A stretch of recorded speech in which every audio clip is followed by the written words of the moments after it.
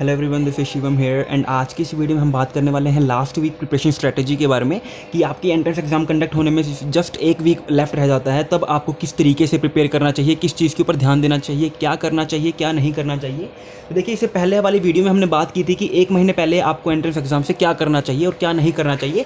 And उसमें मैंने आपसे बात की थी कि कोई भी नया चैप्टर नहीं उठाना है। सबसे पहली बात तो अगर आपको कोई नया चैप्टर उठाना भी है, आपके पास आपको लगता है सफिशिएंट टाइम है, आप कवर कर सकते हो, तो आपको उन 15 चैप्टर्स में से वो चैप्टर्स उठाने हैं जो मैंने आपको बताए हुए हैं कि मोस्ट इंपॉर्टेंट है आपके एंट्रेंस एग्जाम के लिए। देन हमने बात की थी रिवीजन को लेके कि रिवीजन कैसे करनी है, क्या क्या रिवाइज करना है, किस तरीके से रिवीजन करनी है। देन हमने बात की थी क्वेश्चन प्रैक्टिस को लेके एंड देन मैंने आपको बताया था प्रीवियस ईयर क्वेश्चंस करने क्यों जरूरी है। ये सारे के सारे जो है लास्ट मंथ प्रिपरेशन स्ट्रेटेजी में हमने बात कर ली थी। अगर आपने वो वीडियो नहीं देखी है तो वीडियो का लिंक मैं डिस्क्रिप्शन बॉक्स में डाल दूंगा, वो जरूर देख लीजिएगा। अब हम बात करते हैं लास्ट वीक प्रिपरेशन स्ट्रेटेजी के बारे में। एंड बच्चों के माइंड में क्वेश्चन अराइज हो रहा होगा कि लास्ट वीक प्रिपरेशन स्ट्रेटेजी के बारे में तो एक वीक पहले बताना ना, अभी क्यों बता रहे हो। अरे, जो मैं आपको पॉइंट्स बताने वाला हूँ ना, अभी से आप उन चीज़ों के ऊपर ध्यान दोगे ना, तभी लास्ट वीक में आप प्रिपरेशन कर सकोगे इस तरीके से कि आपका एग्जाम एक इफेक्टिवली तरीके से हो जाए। ठीक है, तो देखिए, सबसे पहली चीज़ क्या है जो आपको अभी से करनी स्टार्ट करनी है जब आप अपनी रिवीजन को टाइम दे रहे हो, तो वो है शॉर्ट नोट्स। सबसे पहला काम आपको क्या करना है, शॉर्ट नोट्स। देखिए, आपने कोई भी चैप्टर पढ़ा है, नया चैप्टर पढ़ रहे हो या फिर आप कोई भी पुराना चैप्टर रिवाइज कर रहे हो, डजेंट मैटर, आपको उस चैप्टर के जो है शॉर्ट नोट्स बना लेने हैं। शॉर्ट नोट्स किस टाइप के, आपको ये नहीं है कि हर चीज़ को दोबारा लिखना है शॉर्ट फॉर्म में, ऐसा कुछ भी नहीं करना है। आपको शॉर्ट नोट्स इस तरीके से बनाने हैं कि आपका पूरा का पूरा चैप्टर मैक्सिमम 3 से 4 A4 शीट जो है उसके ऊपर खत्म हो जाए। ठीक है, तो अब क्वेश्चन अराइज होता है कि इन 3 से 4 पेजेस में हम इतना छोटा कैसे किसी के चैप्टर को लेके शॉर्ट नोट्स बना सकते हैं, क्योंकि चैप्टर तो बहुत बड़े बड़े होते हैं, तो इन्हीं को तो शॉर्ट नोट्स कहते हैं ना। शॉर्ट नोट्स में आपको सिर्फ और सिर्फ क्या करना होता है, इंपॉर्टेंट पॉइंट्स लिखने होते हैं। शॉर्ट नोट्स में क्या होता है, इंपॉर्टेंट पॉइंट्स इंक्लूड होते हैं और एक पेज पे पूरे चैप्टर के फॉर्मूलाज, एक पेज पे क्या होते हैं, पूरे चैप्टर के फॉर्मूलाज। ठीक है, तो फॉर्मूलाज हो गए एक पेज पे पूरे के पूरे, एंड दूसरे बाकी पेजेस पे क्या हो गए, इंपॉर्टेंट पॉइंट्स। अब इंपॉर्टेंट पॉइंट्स आपके लिए कौन से हैं कौन से नहीं हैं, ये आप में खुद थोड़ी सी सेंस होनी चाहिए कि हाँ, मेरे चैप्टर में ये इंपॉर्टेंट है, क्योंकि आप सबको पता है चैप्टर पढ़ा पूरा जाता है लेकिन इंपॉर्टेंट टॉपिक्स जो हैं वो कुछ एक ही होते हैं। जैसे कि अगर मैं बात करूँ केमिकल बॉन्डिंग के बारे में, तो केमिकल बॉन्डिंग में क्या इंपॉर्टेंट है, एमओटी इंपॉर्टेंट है, वेस्पर थ्योरी इंपॉर्टेंट है, ठीक है, वीबीटी इंपॉर्टेंट है, तो मैं वहां पर इन चीज़ों को लेकर ही इंपॉर्टेंट चीज़ें लिखूंगा। अब ये नहीं है कि आपको पता है कि एमओटी इंपॉर्टेंट है तो आप एमओटी में जो है वो पूरे के पूरे डायग्राम सबके दोबारा बनाओगे, या फिर आप एमओटी में उसके जो पोस्टुलेट्स है वो दोबारा लिखोगे। ऐसा कुछ भी नहीं करना है। एमओटी में आपको बहुत प्रिसाइजली लिखना है, क्योंकि अगर आप उनके पूरे डायग्राम्स दोबारा बनाओगे, पोस्टुलेट्स लिखोगे ना, तो 3 से 4 पेज तो आपको एमओटी में लग जाएंगे, तो उसका कोई फायदा थोड़ा ना हुआ। आपको एमओटी में सिर्फ और सिर्फ बहुत प्रिसाइजली पॉइंट लिखने हैं कि जिससे आपको ये पता चल जाए कि हाँ, मैं इस चीज को जब पढ़ूंगा तो मुझे पूरी एमओटी रिवाइज हो जाएगी। ठीक है, तो शॉर्ट नोट्स इस तरीके से बनाने हैं, एक पेज पे आपके पूरे चैप्टर के फॉर्मूला होने चाहिए ताकि आपको हर चैप्टर के फॉर्मूला जो है एक ही जगह पर देखने को मिल जाए। एंड 3 से 4 पेज आपके इंपॉर्टेंट नोट्स के, शॉर्ट नोट्स के। क्या करना है, आपको पैराग्राफ की फॉर्म में नहीं लिखना है, जितने भी पॉइंट्स होंगे ना उनको आप स्टार मार्क लगा के या फिर नंबरिंग करके लाइनों में लिखोगे पॉइंट्स की फॉर्म में, तभी आपके इफेक्टिवली शॉर्ट नोट्स बन सकेंगे। एंड इसका फायदा क्या है, इसका फायदा ये है कि आपने पूरे के पूरे चैप्टर्स रिवाइज कर लिए। ठीक है, अब एक वीक पहले हर कोई चाहता है कि मैंने जितने चैप्टर रिवाइज किए ना, सारे के सारे चैप्टर्स मैं दोबारा रिवाइज कर सकूं, तो इतना टाइम नहीं होता आपके पास कि आप एक वीक के अंदर 15-20 चैप्टर जो आपने करे हैं वो इफेक्टिवली सारे के सारे एक बार क्विक रिवीजन ले सको, ऐसा नहीं पॉसिबल होता। तो वहां पर आपको क्या करना है, शॉर्ट नोट्स लगाने हैं ताकि आपके एक चैप्टर को ज़्यादा से ज़्यादा खत्म करने में 1-1.25 घंटा लग जाए। ठीक है, शॉर्ट नोट्स में आप 1-1.25 घंटे में आराम से पूरे के पूरे चैप्टर को कवर कर पाओगे पढ़ के। ठीक है, तो इस तरीके से आपको अपने शॉर्ट नोट्स प्रिपेयर करने हैं। इसीलिए वीडियो ये आज के टाइम पे बना रहा हूं मैं, ताकि आपको पता चल जाए, क्योंकि अगर मैं एक वीक पहले बनाऊंगा तो शॉर्ट नोट्स कैसे बना पाओगे आप। ठीक है, अब दूसरी अगर मैं बात करूं तो दूसरी बात है, आपको क्वेश्चंस प्रैक्टिस करनी है लास्ट वीक में। ठीक है, जितनी ज्यादा हो सके क्वेश्चन प्रैक्टिस करनी है। अभी जैसे कि मैंने आपको थोड़े प्रीवियस वीडियो में बताया था कि एक महीने पहले आपको कैसे करना है। आपने क्या किया था, आपने चैप्टर खत्म किया, चैप्टर खत्म करने के बाद उसके क्वेश्चन प्रैक्टिस कर लिए, हो जाएंगे, कोई बड़ी बात नहीं है। कुछ एक क्वेश्चन हो जाते हैं जो नहीं होते हैं, वो आप आराम से कहीं से भी पूछ के या फिर किसी स्टूडेंट्स की हेल्प लेके, बाकी स्टूडेंट की हेल्प लेके, अपने क्लासमेट की हेल्प लेके कर सकते हो। लेकिन लास्ट वीक में आपको क्वेश्चन प्रैक्टिस ऐसे नहीं करने कि आप चैप्टर उठा रहे हो उसके क्वेश्चन करने लग गए, ऐसे कभी भी नहीं करना है। आपको अब की बार पूरे के पूरे सिलेबस से क्वेश्चन एक साथ उठाने हैं। ठीक है, आपके पास कई सारे ऐसे मॉड्यूल्स मिल जाते हैं जहां पर आपके पास पूरे के पूरे क्वेश्चन प्रैक्टिस के लिए हो जाते हैं। लाइक आपके पास मान लीजिए केमिस्ट्री में आपके पास पढ़ने के लिए 22 चैप्टर हैं, तो एक ऐसा मॉड्यूल उठाओ जिसके अंदर आपके एग्जाम जैसा ही पूरे के पूरे 22 चैप्टर के क्वेश्चन एक ही जगह अवेलेबल हो, एक एज अ एंट्रेंस पेपर। ठीक है, समझ में आ रहा है। मैंने कहा कि आपको अब की बार क्वेश्चन प्रैक्टिस इस तरीके से करने हैं कि 22 के 22 चैप्टर्स के क्वेश्चन जो हैं वो आपको एक ही जगह मिल जाएंगे। एंड क्वेश्चन कितने हो, 50-100 क्वेश्चन, 50-60 क्वेश्चन हो एक एक पेपर के अंदर, एक टेस्ट पेपर के अंदर। इस तरीके से इसका फायदा क्या होगा, इसका फायदा ये होगा कि अब आपको ये पता चल जाएगा कि आप कितना रिकॉल कर पा रहे हो क्वेश्चन करते टाइम, क्योंकि अब आपके सामने 22 के 22 चैप्टर एक साथ में है। ठीक है, तो इस तरीके से आपको अपने क्वेश्चन प्रैक्टिस करने हैं। थर्ड थिंग अगर मैं बात करूं तो थर्ड थिंग है कि प्रीवियस ईयर क्वेश्चन।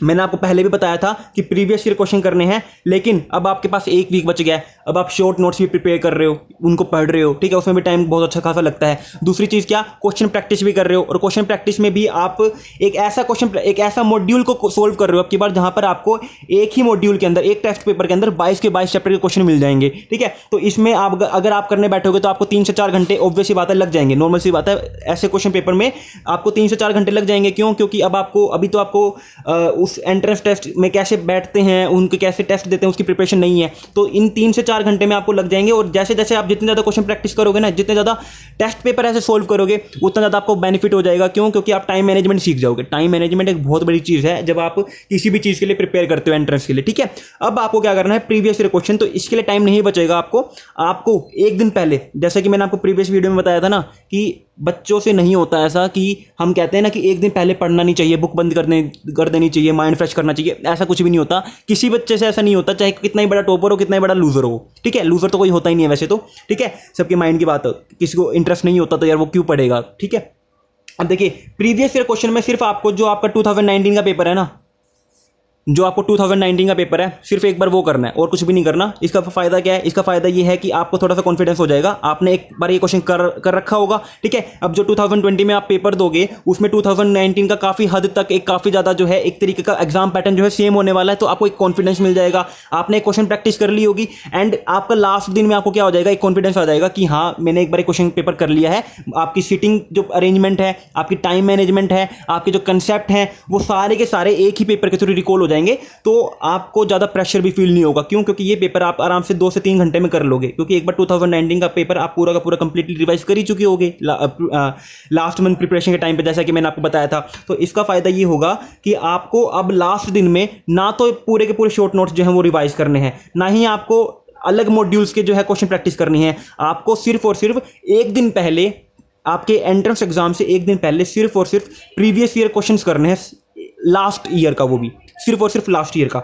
आपका कंप्लीटली कॉन्फिडेंस भी बिल्डअप हो जाएगा, सारी चीज़ें रिकॉल भी हो जाएंगी। क्योंकि किसी भी एग्जाम पेपर में अगर आप किसी भी प्रीवियस ईयर को क्वेश्चन पेपर को उठाते हो ना, तो आपको सारे के सारे कंसेप्ट एक बार रिकॉल करने ही पड़ते हैं क्वेश्चंस करने के लिए। तो एक पेपर बहुत होता है आपके पूरे कंसेप्ट को रिन्यू करने के लिए आपके माइंड में। ठीक है, तो इसका फायदा ये है, आपको बर्डन भी नहीं होगी लास्ट दिन में, और आपको ये हो जाएगा कि हाँ मैंने सारा कुछ रिकॉल कर लिया है। इतने सारे फायदे हैं सिर्फ एक क्वेश्चन पेपर सॉल्व करने में लास्ट दिन में। एंड अगर मैं फोर्थ चीज़ की बात करूँ ना, तो आखिरी दिन ये क्वेश्चन पेपर करने के बाद ना अपने माइंड को बस फ्रेश रखना, आराम से कहीं पर भी जाना, खेलना कूदना, घूमना, खाना पीना आराम से, ताकि एक अच्छी नींद मिले आपको।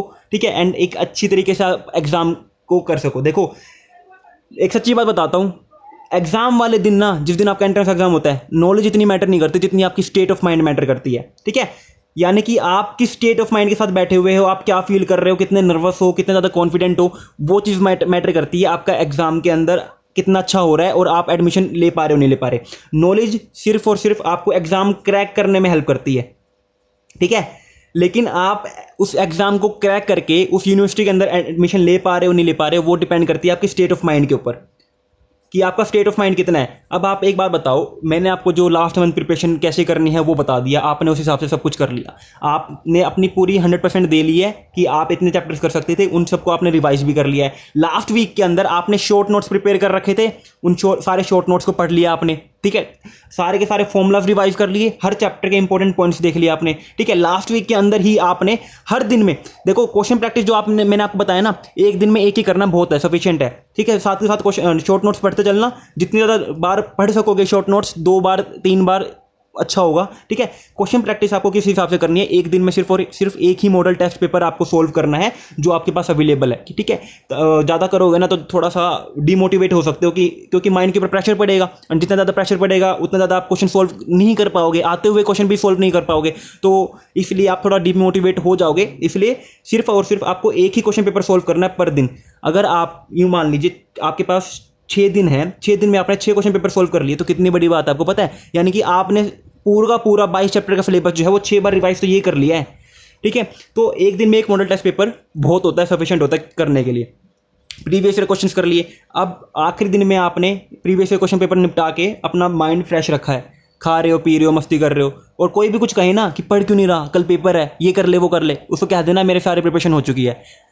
सिर्फ और सिर्फ कॉन्फिडेंट रहना है आपको आखिरी दिन में, एग्जाम के दिन में, क्योंकि देखिए नॉलेज से आप एग्जाम क्रैक कर सकते हो, कोई बड़ी बात नहीं होगी, लेकिन एग्जाम क्रैक करना सफिशिएंट नहीं होता है, आपको एक अच्छी रैंक भी लानी होती है, ठीक है। और जनरल कैटेगरी की बात करूँ, अगर आप जनरल कैटेगरी से हो, मैं जनरल कैटेगरी से हूँ, तो जनरल कैटेगरी वालों के लिए थोड़ी सी और मुश्किल हो जाती है चीज़ें, क्योंकि उनके लिए ना तो कोई सीट रिजर्व होती है, एंड कई सारी यूनिवर्सिटी में ऐसा होता है कि अगर किसी SC BC कैटेगरी वाले के नंबर आपसे ज़्यादा है ना, तो वो बंदा जो है वो जनरल की सीट से जो है एडमिशन लेता है, और SC BC की कैटेगरी की जो सीट्स है वो यूं कहीं रह जाती है, तो इसलिए और मुश्किल हो जाती है। तो आपको ट्राई करना है अच्छी से अच्छी रैंक लाने के लिए, ठीक है। तो उसके लिए आपका मैटर करता है स्टेट ऑफ माइंड, और स्टेट ऑफ माइंड कब अच्छा होगा, जब आपको पता होगा कि हाँ आपने लास्ट मंथ में सारी की सारी चीज़ें रिवाइज कर रखी हैं, क्वेश्चन प्रैक्टिस कर रखे हैं, लास्ट वीक में आपने शॉर्ट नोट्स के थ्रू सारे के सारे इंपॉर्टेंट पॉइंट्स रिवाइज कर रखे हैं, बहुत सारे क्वेश्चन प्रैक्टिस भी कर रखे हैं, और इस चीज़ को सोच के ना, बिलीव मी, इतना ज़्यादा कॉन्फिडेंस हो जाएगा कि आपका स्टेट ऑफ माइंड खराब हो ही नहीं सकता एग्जाम के टाइम पे, कोई पैनिक ही नहीं होगा। क्यों? क्योंकि पैनिक कैसे हो जाओगे, जब आपने क्वेश्चन प्रैक्टिस करके और जो प्रीवियस ईयर क्वेश्चंस हैं उनको प्रैक्टिस करके आपने 3-3 घंटे की सीटिंग ली हुई है, अब आपको टाइम मैनेजमेंट आता है, आपको कंसेप्ट रिकॉल है, फॉर्मूलाज आते हैं, क्वेश्चन प्रैक्टिस करके आपको पता है कि किसी भी टाइप के क्वेश्चन को आप किस तरीके से सोल्व कर सकते हो, तो पैनिक होने वाली कोई बात ही नहीं है। तो इस तरीके से आपका माइंड भी अच्छा रहेगा, एग्जाम के अंदर आप कॉन्फिडेंट भी रहोगे, एंड अच्छे से एग्जाम दे भी पाओगे। सो ये था आज की वीडियो के बारे में। आई होप आपको वीडियो अच्छी लगे, एंड मेरी ये वीडियो आपको हेल्प करेगी, पता नहीं करेगी नहीं करेगी, बट मेरे लिए ये मेरा पर्सनल ओपिनियन है, मैंने इस तरीके से ही प्रिपेयर किया था जब मैं अपने एंट्रेंस के लिए प्रिपेयर कर रहा था। तो आई होप आपको भी ये हेल्प करेगी अपने एंट्रेंस को अच्छा और इफेक्टिवली देने में। So thank you very much, have a good day. अगर आपको कोई भी डाउट होता है, एक बात बताना भूल गया, कोई भी डाउट होता है तो आप मुझे कमेंट सेक्शन में कमेंट कर देना, या फिर मेरे इंस्टाग्राम ID है shivam898, यहाँ पर जाकर आप मुझे अपना मैसेज ड्रॉप आउट कर देना। जो भी टाइप की क्यूरी होगी दोनों मिलकर सोल्व करने की ट्राई करेंगे, कोई भी पैनिक वाली बात नहीं है। So thank you very much, have a good day.